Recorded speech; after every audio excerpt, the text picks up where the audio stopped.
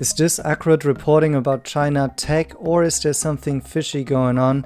This story is about Tencent, Meituan, and all of the Chinese names and what happened today. So here we see these are the Hong Kong names. So basically NIO was one of the only stocks in the green overnight today. But the bigger one down here was -9% for Meituan, and it's actually a company that I'm also invested in and that I've been speaking about on this channel before. They are doing delivery business, but it's sort of a super app in China. You can use them for booking all kinds of services, and they're also getting into autonomous driving, by the way, are linked to Li Auto as well. And one of their biggest investors is the super company Tencent. And the story that broke this morning was exclusive. Tencent plans to divest Meituan's stake worth $24 billion.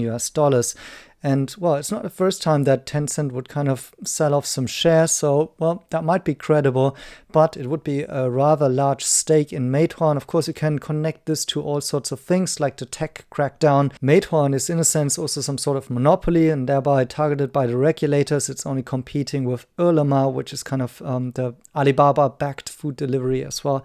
So yeah, this story sounds quite frustrating for China investors and frightening as well. And then that's why we saw the sell-off. Only Tencent recovered quite a bit. But also names like Futu was down, Huya, all of the names where Tencent is basically invested in, because the fear is that Tencent suddenly would sell off all of these companies. And then it really took people like Brendan Ahern, which I also have occasionally here on the channel, who's running Crane Shares, to kind of debunk this news and saying like that Tencent and Meituan are basically denying the report by Reuters, also in Chinese local media. So this one was posted here by Wang Feng, that basically in this local media, 36KR, which is usually accurate tech reporting in Chinese, this has been denied, but it doesn't help. The shares are down and haven't really recovered. The news is out. The short sellers made their money, and all of this is basically, based on an article that is not even giving any sources. All of the news is just broke out there by Reuters and then repeated. It's coming over the Bloomberg tickers, and it's according to sources, and all of the sources declined to be named due to confidentiality. So, I mean, you put out this news and short sellers are making money on that. And then, of course, you say, oh, well, we asked Tencent and we asked Meituan, but there wasn't a response in time. So we just bring it out there. Only then later on, Brandon brings this up. And this is actually a screenshot in WeChat, so the WeChat timeline by the PR director of Tencent, basically saying, so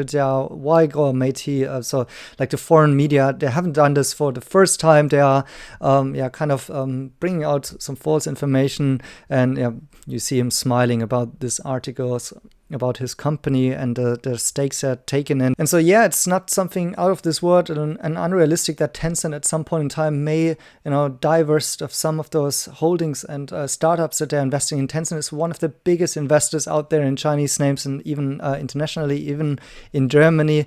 But it's making like such big news, and it even brings down entire indices like here, the Hang Seng Index over the night today. And of course, the US ADR are reacting to it. By the way, also, of course, Tencent is invested in NIO as well. So far, it's recovering quite well. By the way, I have an interesting video out there for Patreon supporters. That's all I'm going to say. Check your inboxes and your Dongxi Network notifications if you're a Patreon supporter. Otherwise, please consider becoming one. This helps this channel out and keeps this reporting here on the channel true and independent, not like the mainstream media, which is maybe even paid sometimes by some big financiers, by short seller interests, and certainly is being paid by clicks. And stories like this, of course, are creating lots of fear and clicks, and so that's just their business.